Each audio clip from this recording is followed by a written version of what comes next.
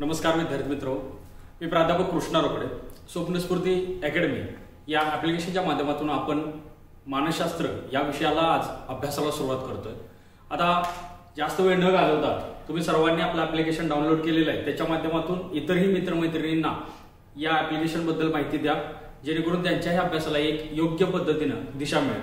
विद्यार्थी मित्रांनो, आज आपण पाहतोय तो म्हणजे बाल मानसशास्त्र व अध्यापनशास्त्र या विषयाबद्दल असणारी महत्वपूर्ण घटक. आणि या घटकांतर्गत जर आपण पहिल्यांदा जर सुरुवात जर केली तर पहिला घटक अभ्यासणं आपल्याला गरजेचं राहतं, तो म्हणजे अध्यापनाची असणारी प्रक्रिया, अध्ययनासंदर्भात असणारी प्रक्रिया. बघा, मानसशास्त्र या विषयाची सुरुवात कुठून होते तर अध्ययन म्हणजे काय आणि अध्यापन म्हणजे काय. ढोबळमानाने जर आपण विचार जर केला तर अध्ययन म्हणजे थोडक्यात शिकणे, म्हणजे विद्यार्थी हे अध्ययन करत असतात तर शिक्षक हे अध्यापन करत असतात. अध्यापन याचा अर्थ काय होतो तर शिकविणे. म्हणजे बघा, दोन कन्सेप्ट या ठिकाणी आपल्याला क्लिअर होतात. एक अध्ययन म्हणजे शिकणे आणि अध्यापन म्हणजे शिकवणे. अध्ययन ही प्रक्रिया विद्यार्थ्याशी संबंधित येते तर अध्यापन ही प्रक्रिया शिक्षकांशी संबंधित येते. त्या अनुषंगानं अध्ययनाची व्याख्या काय हे आपण समजून घेतोय. बघा, सराव आणि अनुभव यांच्याद्वारे वर्तनात घडून येणारे सापेक्षता, टिकाऊ स्वरूपाचे बदल म्हणजे अध्ययन होय. बघा, सराव आणि अनुभव, आपण कोणत्याही गोष्टीचा जेव्हा सराव करतो किंवा ज्या गोष्टीचा आपण अनुभव घेतो त्या अनुभवातून काय होतं तर आपलं जे काही वर्तन आहे या वर्तनामध्ये काय येतो तर बदल घडून येतो. मग तो कसा असतो, सापेक्षता आणि टिकाऊ स्वरूपाचा. म्हणजे आपल्या आयुष्यामध्ये जेव्हा आपल्याला प्रॉब्लेम्स येतात किंवा आपल्या आयुष्यामध्ये ज्या काही चांगल्या घडामोडी घडतात या अनुभवातून आपण काही ना काहीतरी शिकत असतो. यालाच थोडक्यात काय म्हटलं जातं, अध्ययन म्हटलं जातं. मग आपल्या लाईफमध्ये बघा, जेव्हा प्रॉब्लेम येतात त्या प्रॉब्लेम मध्ये आपण खचून न जाता आपण त्या प्रॉब्लेमकडे कधीही सकारात्मक दृष्टिकोनातून जर बघायला जर सुरुवात जर केली तर आपलं त्या ठिकाणी सुद्धा काही ना काहीतरी अध्ययन घडून येतं, असं मानसशास्त्र आपल्याला सांगतं. आता याच अनुषंगानं परत एकदा व्याख्या मी वाचतोय. सराव आणि अनुभव यांच्याद्वारे वर्तनात घडून येणारे सापेक्षता, टिकाऊ स्वरूपाचे बदल म्हणजे अध्ययन होय. जे अनुभवातून आपल्याला बदल घडून येतात ते बदल हे कसे असतात, टिकाऊ. म्हणजे एकदा आपली चूक झाली आणि ती अनुभवाने आपल्याला जर समजली की चूक होत आहे तर ती आपण नंतर बदलतो, त्याच्यामध्ये सुधारणा करतो. हे कशामुळे होतं तर अध्ययन प्रक्रियेमुळे होतं. आणि चूक आपण सुधारतो आणि आपला जो काही बदल घडून येतो त्यालाच म्हणतात टिकाऊ स्वरूपाचा बदल. उदाहरण सांगायचं जर झालं तर बघा, टीईटीच्या किंवा आपण कुठल्याही एखाद्या एक्झामला जातो आणि एक्झामला गेल्यानंतर 4 ऑप्शन आपल्याला दिलेले असतात, 4 वर्तुळ रंगवायचे असतात. आपल्याला समजा 2 नंबरचं वर्तुळ रंगवायचं आहे, पण न कळतपणे आपल्याकडून हे 3 नंबरचं वर्तुळ रंगवलं गेलं. हे आपली काय झाली, चूक झाली. यामुळे आपला 1 मार्काने रिझल्ट काय येतो, फेल येतोय. म्हणजे बघा, सराव करत होतो आपण, सराव केला होता, परंतु अनुभव आपल्याला वाईट आला. काय वाईट आला, 2 नंबरचं वर्तुळ रंगवायचा सोडून 3 नंबरचा रंगवला, त्यामुळे माझा रिझल्ट फेल आला. मग 3 नंबरचा वर्तुळ रंगवला, हा वाईट अनुभव आला. परंतु याच्यातून सुद्धा आपण काय केलो, काहीतरी शिकलो. आणि ज्याला पुढच्या वर्षी परीक्षेला जातो तेव्हा मात्र ही चूक आपण काय करतो, सुधारतो. आणि सुधारल्यामुळे आपल्या वर्तनामध्ये नंतर जो काय बदल घडून येतो तो टिकाऊ स्वरूपाचा बदल घडून येतो. या पद्धतीने आपण उदाहरण अभ्यासू शकतो. त्यानंतर दुसरी व्याख्या आहे बघा अध्ययनाची. अध्ययन म्हणजे नवीन प्रतिक्रियेचे संपादन आणि जुन्या प्रतिक्रियेचे विस्तारित प्रवर्तन म्हणजे अध्ययन होय. बघा, थोडक्यात काय सांगितले, अध्ययन म्हणजे नवीन प्रतिक्रियेचे संपादन. नवीन प्रतिक्रिया म्हणजे जो काय आपण जुना अनुभव घेतलेला त्याच्यातून आपण जो काही नवीन गोष्टी शिकायला गेलो त्या नवीन गोष्टीचं संपादन होतं. संपादन होणं म्हणजे काय, आत्मसात करणं. नवीन गोष्ट आपण काय करतो, आत्मसात करतो. आणि जुन्या प्रतिक्रियेचे काय करतो, विस्तारित प्रवर्तन. म्हणजे जुनं घेतलेलं ज्ञान त्याच्यामध्ये आपण काय करतो, बदल करतो, विस्तारित रूप त्याचं निर्माण करतो. आणखी नवीन गोष्ट आपण आत्मसात करतो. यालाच काय म्हटलं जातं, अध्ययन म्हटलं जातं. आणि अध्ययन ही प्रक्रिया विद्यार्थ्याशी संबंधित आहे. विद्यार्थी, हे फार लक्षात ठेवा, हे फार महत्वाचं आहे. विद्यार्थी. आणि अध्यापन जर म्हटलं तर ती मात्र शिक्षकाशी संबंधित येते. आता यामध्ये आपण बघतोय बघा, अध्ययनाची वैशिष्ट्य कोणकोणते. विद्यार्थ्याला जेव्हा आपण अध्यापन करत असतो, अध्ययन अनुभव देत असतो, त्याला कोणकोणती वैशिष्ट्य विचारात घेणं शिक्षक म्हणून आपल्याला गरजेचं आहे. यापैकी पहिलं आहे अध्ययन हे सहेतुक असते. सहेतुक हा फार महत्वाचा मुद्दा आहे. सहेतुक म्हणजे काय? जेव्हा एखादी गोष्ट विद्यार्थी हा शिकत असतो, आत्मसात करत असतो, तेव्हा त्या विद्यार्थ्याच्या डोक्यामध्ये मनामध्ये एक हेतू लपलेला असतो. तो हेतू म्हणजे काय? फॉर एक्झाम्पल, मी आता तुम्हाला मानसशास्त्र शिकवत आहे. हे शिकवत असताना तुमच्या मनामध्ये एक हेतू आहे. तो म्हणजे काय? हा घटक तुम्हाला आला पाहिजे आणि हा घटक जर परीक्षेला आला तर याच्यावरती आधारित जो काय 1 किंवा 2 मार्क असतील, हे मार्क माझे चुकणार नाही, म्हणजे मला हमखास ते मार्क मिळतील. हा एक तुमचा छुपा हेतू असतो. म्हणजेच काय? अध्ययन जर तुमचा हेतू असेल तरच संभवतं, अन्यथा अध्ययन घडणार नाही. बघा, तुम्हाला जर हा व्हिडिओ बघण्याचा इंटरेस्ट कधी क्रिएट होईल? जर तुम्हाला हा घटक समजून घेण्याची इच्छा असेल तर, तुमचा हेतू असेल तर. जर समजा तुम्हाला टीईटी मध्ये, टेट मध्ये जर 1 मार्क जर नकोच असेल तर मात्र तुम्ही हा व्हिडिओ पाहणार नाही. आणि ज्यांना कोणाला 1 मार्कासाठी हा व्हिडिओ पाहायचा आहे ते नक्कीच हा व्हिडिओ पाहतील. म्हणजेच काय झालं? हेतू डोळ्यासमोर असणं गरजेचं आहे कोणतीही कृती करताना. दुसरं उद्दिष्ट आहे 2 नंबरचं. उद्दिष्टाशिवाय अध्ययन संपवत नाही. हेच जर हेतू तुमचा जर क्लिअर असेल तर तुमचं उद्दिष्ट ठरलं जातं. बघा, डीएडला बीएडला आपण बऱ्याच गोष्टी शिकलेलो आहे, अभ्यासलेले आहे. त्याच अनुषंगानं जेव्हा तुम्ही एखादं पाठ्यपुस्तक बघता, त्या पाठ्यपुस्तकामध्ये बघा, सुरुवातीचे जे काही 2-3 पेजेस असतात त्याच्यामध्ये उद्दिष्ट ठरवलेले असतात. मध्ये उद्दिष्टानुरूप घटकांची निर्मिती केली जाते. हे एवढ्यासाठी जर समजा इयत्ता 5वीच्या विद्यार्थ्याला तुम्ही शिकवत असाल तर मराठीचं पाठ्यपुस्तक शिकवत असताना त्या विद्यार्थ्यामध्ये कोणते वर्तन बदल घडून येणं गरजेचं आहे. तात्कालीन वर्तन बदल असतात आणि काही वेळेला दीर्घकालीन वर्तन बदल असतात. मग हे कोणते बदल घडून येणं अपेक्षित आहे, हेच म्हणजे उद्दिष्ट.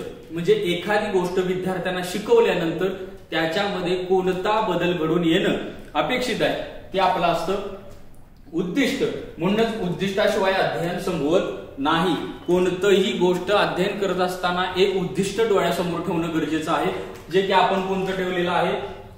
आगामी टीआयटी परीक्षा, टीआयटी परीक्षा 2022 हे आपलं उद्दिष्ट आहे. आणि ह्या उद्दिष्टामध्ये आपल्याला यशस्वी व्हायचं असेल तर आपला हेतू क्लिअर पाहिजे आणि उद्दिष्ट सुद्धा क्लिअर पाहिजे, विजन क्लिअर पाहिजे. सहेतुक का? उदाहरणार्थ, आपण एखाद्या यात्रेमध्ये जातो, यात्रेमध्ये गेल्यानंतर वेगवेगळ्या रंगाची फुगे असतात आणि एक बंदूक आपण घेतो. लाल फुग्यावरती आपला नेम असतो पण फुटतो मात्र निळा फुगा. मग असं होता कामा नये. जर हेतू जर आपला क्लिअर असेल तर लाल फुग्यावरती जर नेम धरला तर लालच फुगा फुटणार. कारण का? हेतू पण आपला क्लिअर आहे आणि आपलं उद्दिष्ट सुद्धा आपल्या लक्षात आहे. त्यानंतर पुढचं आहे, अध्ययन हे नेमके कृतीद्वारा घडत असते. आता अध्ययन करण्यासाठी तुम्हाला कोणती ना कोणती तरी कृती करावी लागेल. जर कृतीच करत नसाल तर मात्र तुमचं अध्ययन घडणार नाही. त्यानंतर चौथा आहे, अध्ययन ही आजन्म चालणारी प्रक्रिया. अध्ययन ही आजन्म चालणारी प्रक्रिया. आजन्मला दुसरा एक इथे शब्द वापरला जाऊ शकतो, निरंतर चालणारी प्रक्रिया. अध्ययन ही निरंतर चालणारी प्रक्रिया. का निरंतर? माणूस जन्माला आल्यापासून ते माणूस मरेपर्यंत हा सतत शिकत असतो. त्याचं शिकणं कधीही बंद होत नाही. फक्त तो कधी 4 भिंतीच्या आत शिकत असतो तर कधी 4 भिंतीच्या बाहेर शिकत असतो. 4 भिंतीच्या आत कधी, जर तो कॉलेजचं शिक्षण, 1ली ते कॉलेजपर्यंत पदवीचं शिक्षण घेत असताना तो 4 भिंतीच्या आत बसतो आणि व्यवहार ज्ञानामध्ये जेव्हा तो बाहेरच्या जगामध्ये वावरत असतो तेव्हा पण तो अध्ययन हा करतच असतो. म्हणून विद्यार्थी, प्रत्येक व्यक्ती हा विद्यार्थी दशेत हा आयुष्यभर राहतो. तो कधी शाळेमध्ये शिक्षण घेत असतो तर कधी समाजामध्ये अन्य ठिकाणी शिक्षण घेत असतो. म्हणून अध्ययन ही काय आहे? आजन्म चालणारी प्रक्रिया. आणि आजन्म चालणारी प्रक्रिया असल्या कारणामुळेच तिला काय म्हणतात? निरंतर चालणारी प्रक्रिया. निरंतर म्हणजे कधीही ती थांबत नाही, कंटिन्युअसली चालू असते. किंवा अजून एक शब्द वापरला जातो, अखंडपणे चालणारी प्रक्रिया. अखंड म्हणजे काय? कधीही खंड न पडणारी. म्हणजे जन्माला आल्यापासून ते मरेपर्यंत हे शिकतच असतात. बघा, लहान बालक जेव्हा जन्माला येतं तेव्हा त्याला भूक लागलेली असेल किंवा तहान लागली असेल तर ते अन्न मिळवण्यासाठी कशी तरी धडपड करतं. मग रडण्याचा प्रयत्न करतं, हसण्याचा प्रयत्न करतं किंवा हातपाय हलवतं. हे पण त्या बालकाचं काय आहे? अध्ययन आहे. म्हणजे त्याला अध्ययनातून समजतं की आपण जर रडलो तर आपल्या आईचं लक्ष आपल्याकडे खेचलं जाईल आणि आई आपल्याला काय करेल? अन्न किंवा पाणी काहीतरी देईल. या अनुषंगाने बालक काय करत असतो? क्रिया करत असतो. अध्ययन ही आजन्म चालणारी प्रक्रिया. जन्म ते मृत्यूपर्यंत ही प्रक्रिया सतत चालू असते. त्यानंतर पुढचं वैशिष्ट्य आहे, अध्ययन ही सातत्याने चालणारी प्रक्रिया, सातत्याने सतत चालणारी प्रक्रिया, ती कधी खंड पडत नाही आणि प्रत्येक अनुभव नवीन काहीतरी शिकवणारा असतो. बघा आपल्या लाईफ मध्ये मी बऱ्याच वेळेला सांगितलं काय की काही वेळेला चांगले अनुभव येतात तर काही वेळेला वाईट अनुभव येतात. फॉर एक्झाम्पल इयत्ता 10वीचा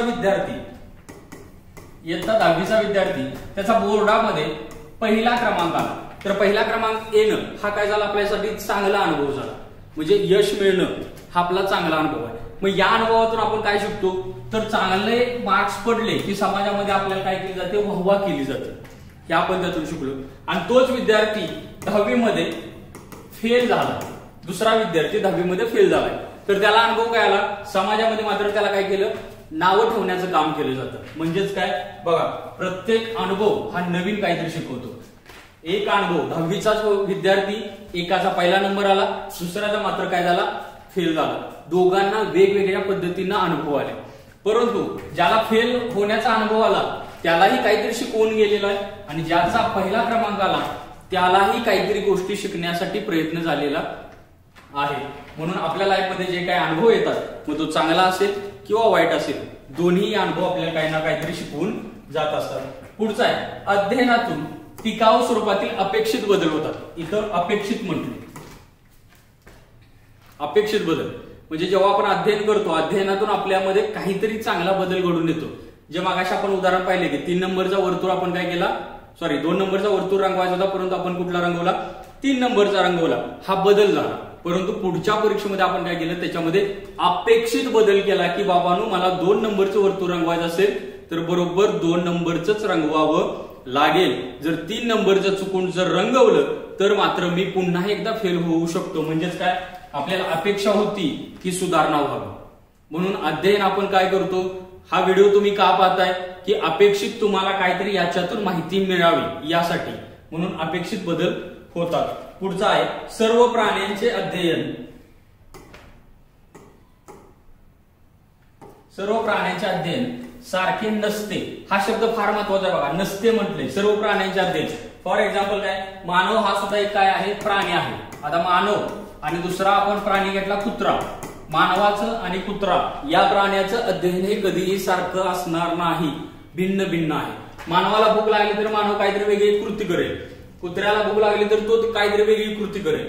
म्हणजेच काय परिस्थिती एकच परंतु प्रत्येकाचं अध्ययन करण्याची क्षमता मात्र भिन्न भिन्न असते. म्हणून प्रत्येक प्राण्यांचं अध्ययन काय होतं, सारखे नसते. आता सारखे प्राण्यांमध्ये जाण्याऐवजी फक्त आपण एकच उदाहरण घेऊया की मानवामध्ये, मानव जर आपण जर पाहिला तर मानवाचं सुद्धा अध्ययन कधी सारखं होत नाहीये. बघा मानवामध्ये आपण जर 2 प्राणी जर घेतले ए आणि बी, ए मानव आणि बी मानव, ए मानवाला बघा मी एखादी गोष्ट आता इथं क्लिअर करतोय, शिकवतोय, अध्यापन करतोय, हे करत असताना काही लोकांच्या डोक्यात हे पटकन जातं तर काही लोकांना हेच लेक्चर 10 वेळा पाहावं लागेल, त्यावेळेला त्यांना ते समजेल. म्हणजेच काय प्रत्येकाची ग्रास्पिंग पॉवर, आकलन क्षमता वेगवेगळी आहे. म्हणजे सर्व प्राण्यांचे अध्ययन हे सारखे कधीच नसते. हे विधान एक लक्षात ठेवा. त्यानंतर पुढचं आहे प्रत्येक प्राणी जगण्यासाठी अध्ययन करत असतात. जगण्यासाठी. आता तुम्ही का शिकताय, का तुम्हाला टेट परीक्षा पास व्हायची, कारण तुमची धडपड सुद्धा जगण्यासाठी चालली. कोणीही मरण्यासाठी शिक्षण घेत नाही, सगळे शिक्षण घेतात, अध्ययन करतात हे जगण्यासाठी. म्हणजे फॉर एक्झाम्पल बघा तुम्ही टेट परीक्षा चांगली मार्क्सने उत्तीर्ण झाला, चांगली नोकरी मिळेल, चांगली नोकरी मिळाली तर परत काय होईल, लग्न चांगल्या पद्धतीने होईल, लग्न झालं की मग काय आयुष्य सुखात जाईल. म्हणजे तुम्हाला आयुष्य सुखात घालवण्यासाठी तुम्ही आता धडपड करताय का. असं कोण आहे की ज्यांना टेट आपण विनाकारण काहीतरी पैसे जास्त झालेत म्हणून आपण परीक्षा देतोय, पैसे जास्त झालेत म्हणून प्रत्येक एक्झामला फॉर्म भरतोय आणि एक्झामलाच जात नाही, तरी पण क्लासेस वगैरे लावतोय, असं अजिबात होत नाही. आपण जगण्यासाठी, स्वतःचं वर्तन बदलण्यासाठी, स्वतःची असणारी समाजामध्ये असणारी मानसिकता किंवा समाजामध्ये असणारं आपलं प्रतिष्ठेचं स्थान बदलण्यासाठी आपण काय करत असतोय, अध्ययन करत असतोय. म्हणजे प्रत्येक प्राणी हा जगण्यासाठी अध्ययन करतो. त्यानंतर पुढचा मुद्दा आहे अध्ययन ही हळूहळू चालणारी प्रक्रिया. हळूहळू, कारण का मगाशी आपण मुद्दा बघितला, अध्ययन ही आजन्म चालणारी प्रक्रिया. आजन्म म्हणजे जन्माला आलेपासून ते मरेपर्यंत. मग जन्माला आलेपासून ते मरेपर्यंत म्हणजे वय वर्ष जर 60 वर्ष जर सरासरी आपलं वय असेल, आयुर्मान एवढं राहिलेलं नाही. आता 40-50 वर्ष झाले की आपण संपतो. परंतु 60 वर्ष जर आपण गृहीत जर धरलं तर बघा, जन्माला आल्यापासून पहिल्या वर्षापासून ते 60व्या वर्षापर्यंत आपले काय होणार आहे, अध्ययन हे हळूहळू होत जाणार आहे. म्हणूनच पाठ्यक्रमाची निर्मिती करताना सुद्धा हळूहळू केली. बघा, पहिलीचं पाठ्यपुस्तक आणि 10वीचं पाठ्यपुस्तक तुम्ही पहिलीला गेल्यानंतरच इयत्ता 1 ते 8वी पर्यंत सगळे अभ्यास करू शकत नाहीये. का करू शकत नाही? हळूहळू अध्ययन घडून येणार आहे. मग पहिलीचा अगोदर अभ्यासणार, त्याच्यानंतर दुसरीचा अभ्यासक्रम, तिसरीचा, चौथीचा, अशा पद्धतीने मग 10वीचा अभ्यासक्रम अभ्यासणार. म्हणजे अध्ययन हे हळूहळू होत असतं. त्यानंतर आहे अध्ययनामुळे आकलन होते. अध्ययनामुळे आकलन होते. आकलन म्हणजे काय? एखादी गोष्ट आपण अभ्यासतो, त्यातून आपल्याला काहीतरी सार समजतो, त्यातून काहीतरी आपल्याला मतितार्थ काढता येतो. अध्ययनामुळे नवीन गोष्टीची धारणा होते. धारणा म्हणजे काय? एखादं मिळवलेलं ज्ञान आपलं पक्क होतं. याला आपण धारणा म्हणू शकतो. हे मानसशास्त्रामध्ये परत परत शब्द येतात. त्यानंतर पुढचा आहे अध्ययनात सरावाला खूप महत्व आहे. अध्ययन जेव्हा तुम्ही करता तेव्हा तुम्हाला सराव करावा लागतो. म्हणजे फॉर एक्झाम्पल बघा, कुंभार माठ बनवतो. माठ बनवत असताना पहिलाच माठ त्याचा चांगला बनत नाही. सुरुवातीचे माठ त्याचे काय बनतात? खराब बनतात. मग कालांतरानं जेव्हा तो सराव करतो त्यावेळेला त्याचा एक माठ चांगला होतो. मग हळूहळू त्याच्या ते अंगवळणी पडत जातं आणि मग तो चांगले माठ बनवतो. म्हणजे बघा, आपल्याला पहिल्यांदा टीईटी परीक्षा पास होण्यासाठी आपल्याला फार कष्ट करावे लागले. नंतर हळूहळू आपण काय केलं? अभ्यासाचा सराव करत गेलो आणि मग आता टीईटी परीक्षा दिली की काही लोक प्रत्येक वेळेला पास आउट होत जातात. का होतात? सराव. म्हणून अध्ययनाला काय आहे? सरावाचं फार महत्व आहे. एखाद्या विद्यार्थ्याला गणित हा विषय जर फार अवघड जात असेल तर त्याला तो सोपा करण्यासाठी काय करावं लागेल? सतत त्याला सराव करावा लागेल. प्रत्येक वेळेला त्याला गणित काही प्रश्न घ्यावे लागतील, काही सोडवावे लागतील. हे सगळ्या गोष्टी त्याला कराव्या लागतील. म्हणजे त्याचं अध्ययन चांगल्या पद्धतीने घडून येईल. त्यानंतर पुढचा आहे सरावाने अध्ययन सुधारते. आपण गणितचं उदाहरण पाहत होतो. गणित जर मला येत नसेल तर गणिताचं मी काय केले? दररोज जर मी 5-5 प्रश्न जर सोडवायला लागलो, 5 प्रश्न जर सोडवत असेल तर माझा अध्ययनाचा काय होणार? सराव होणार. आणि एकदा का सराव झाला की ऑटोमॅटिकली माझं काय होणार? अध्ययन चांगल्या पद्धतीनं सुधारलं जाऊ शकतं. परत दीर्घकाळ सराव जर केला नाही तर विस्मरण होते. स्मरण आणि विस्मरण या दोन गोष्टी स्मरणामध्ये परत प्रकार पडतात. काय? तात्पुरतं स्मरण आणि दीर्घकालीन स्मरण. तात्कालिक स्मरण आणि दीर्घकालीन स्मरण. तात्कालिक म्हणजे काय? एखादी गोष्ट वाचल्यानंतर लगेच आपल्याला ते आठवणं. आणि दीर्घकालीन म्हणजे काय? मागच्या वर्षी किंवा मागच्या 2-3 वर्षात जी गोष्ट घडली ती गोष्ट आज आठवणं, याला दीर्घकालीन म्हणतात. म्हणून या ठिकाणी बघा, दीर्घकाळ सराव जर केला नाही, सतत जर अभ्यास जर तुम्ही केला नाही तर मात्र एखादी गोष्ट तुमची काय होते? विस्मरणात जाते. म्हणजे फॉर एक्झाम्पल आपल्या डोक्यामध्ये जे काही मेमरी कार्ड आहे, मेमरी कार्ड हे फार छोटं आहे आणि यामध्ये जर तुम्हाला डाटा जर सेव्ह करायचा असेल तर तुम्हाला सरावाशिवाय पर्याय नाही. एखाद्या गोष्टीचा सराव जर केला नाही तर मात्र तुमच्या डोक्यात ते जास्त काळ राहणार नाही. फॉर एक्झाम्पल म्हणून मी एक सांगतो, युट्यूबचा आपण जास्त वापर करतो. युट्यूबचा वापर केल्यानंतर बघा, युट्यूबला तुम्ही काय व्हिडिओ सर्च करता, इन्स्पायरेशनल स्टोरीज. मग जेव्हा तुम्ही इन्स्पायरेशनल स्टोरीज म्हणून सर्च करता, ज्यावेळेला नेक्स्ट टाइम तुम्ही युट्यूबवरती येता तेव्हा ते युट्यूब ऑटोमॅटिकली तुम्हाला काही गोष्टी सजेस्ट करतं, इन्स्पायरेशनल स्टोरीज. त्यावेळेला मात्र तुम्हाला कार्टून्स वगैरे दाखवलं जात नाहीये. ह्याचं कारण एक आहे की आपण जे जे गोष्टीचा सराव करतो, पुन्हा पुन्हा ते सर्च करतो, तेच आपल्याला दाखवलं जातं. म्हणून अध्ययनामध्ये पण आपलं तेच आहे की जेव्हा आपण अध्ययन एखाद्या गोष्टीचं करतो त्याचा जर सतत सराव जर केला तर ती गोष्ट आपल्या विस्मरणात जात नाही. ती गोष्ट जास्त काळ आपल्या काय होते? स्मरणामध्ये राहते. विद्यार्थी मित्रांनो, या पद्धतीने आज आपण काय केलेलं आहे? अध्ययन प्रक्रियेचा आपण थोडक्यात अभ्यास केलेला आहे. असेच व्हिडिओ आम्ही तुमच्यापर्यंत याच ऍप्लिकेशनच्या माध्यमातून स्वप्नस्फूर्ती अकॅडमी हे प्ले स्टोअर वरती ऍप्लिकेशन आहे, हे तुम्ही इन्स्टॉल करून घेऊ शकता. या ऍप्लिकेशनच्या माध्यमातून आम्ही आगामी कालावधीमध्ये टीईटी, सीटीटी, सेट आणखीन शिक्षक भरतीचे असणारे अन्य क्लासेस, हे सर्व क्लासेस आम्ही तिथूनच कंडक्ट करणार आहोत. आणि तुम्हाला आमच्यासोबत जर जॉईन व्हायचं असेल तर तुम्ही आत्ताच हे ऍप्लिकेशन इन्स्टॉल करून घ्या. आणखीन तुमच्या मित्रमैत्रिणींपर्यंत सुद्धा हे ऍप्लिकेशन पोहोचवण्यासाठी आम्हाला थोडीशी मदत करा. तुर्तास धन्यवाद.